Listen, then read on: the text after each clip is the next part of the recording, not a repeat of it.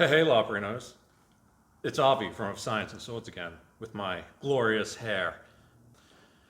Today, we have an entirely new line of weapons coming in from Mytholon. It is the Battle Standard line.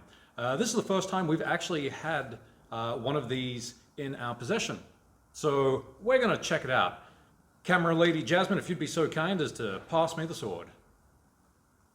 Oh yeah, handed a sword by the lady in the back. The point is, this is a fantastic system of government. Today is my first handling of one of these Battle Standard swords. What I will say is that for the price, these are incredible.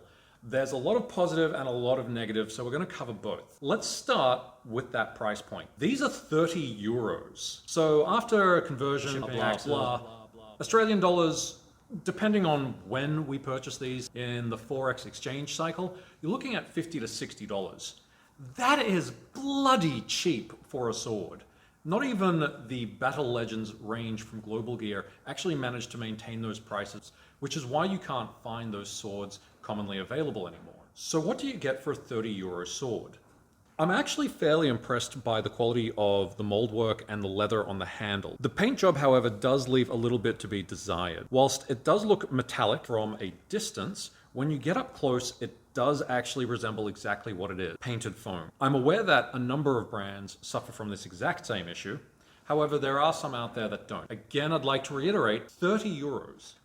Weighting-wise, I'm not really impressed. They're not bad, but they are very heavy and chunky, and they feel slow on the pullback.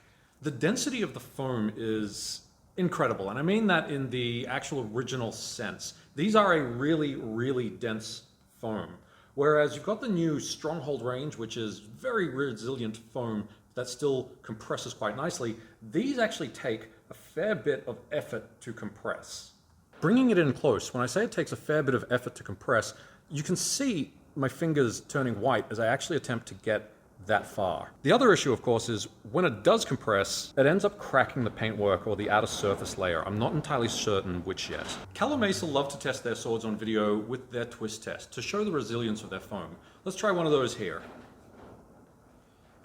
As you can see, that's not looking great. And on this side, I can actually see the paintwork cracking. So I'm just gonna try to flip that around for you. That's not really great. It looks like something that's come out of an archaeological dig now, or you know what it really looks like is it looks like elephant skin close up, and it's not coming out, unfortunately. I'm sure over time it will. And frustratingly, the density of the foam does mean that bends like these, which you will get from stabbing, don't come out very quickly, if at all. Bends like that also crack the foam in very noticeable ways. Speaking of stabbing, I have Jasmine behind the camera, and she's been cooped up with me for this entire quarantine period, so you know she's gonna stab me. So let's test the integrity of the sword during a stabbing thrust. Elbow back past your back, and then give it a proper jab. Okay, yeah, that wasn't even terribly fast. That's still really uncomfortable. Not the neck. Oh, okay, not the neck.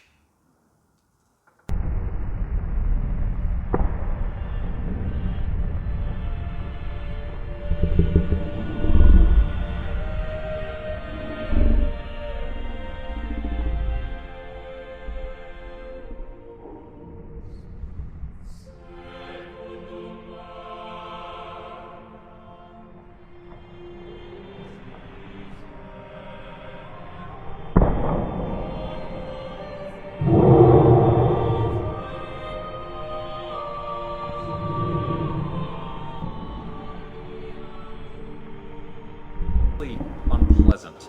You guys have seen me take a variety of hits on camera before from employees who kind of take great delight in my suffering. Even just a light swing with this, where I was aware of the amount of force I was using, still produced a very, very uncomfortable hit.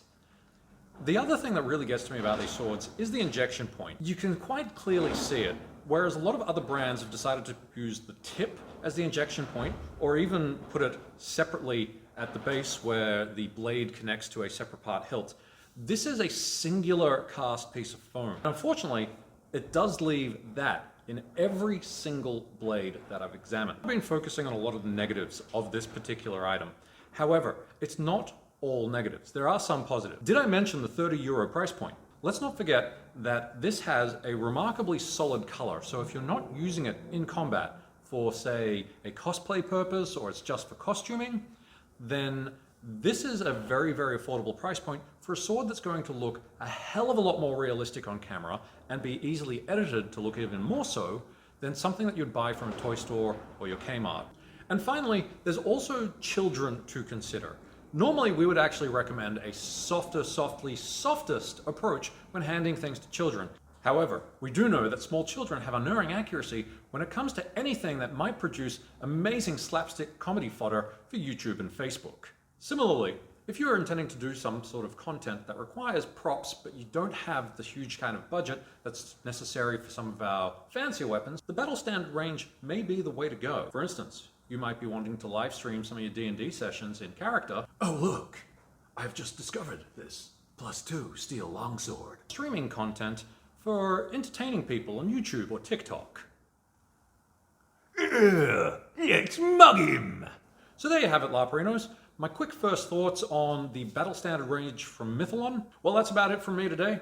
So, LARPerinos, we will catch you on the battlefield, possibly with Battle Standard. Go for it. No, okay, like properly. Stab me like you want to stab me. Ah! Okay, stab me a little more gently, like you want to stab me.